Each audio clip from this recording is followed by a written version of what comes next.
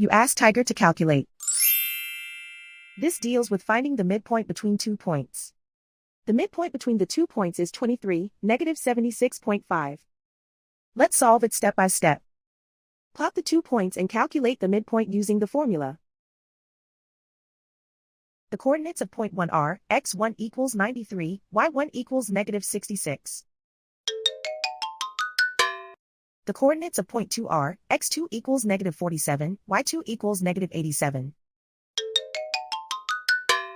PM represents the midpoint of the 2 points.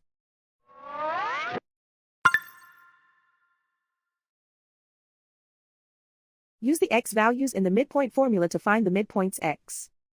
x1 equals 93.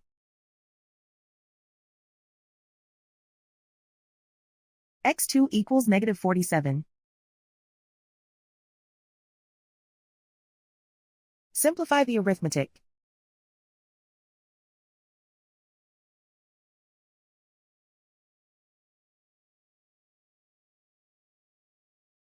Use the y values in the midpoint formula to find the midpoints y.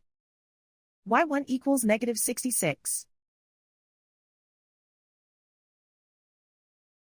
y2 equals negative 87. Simplify the arithmetic.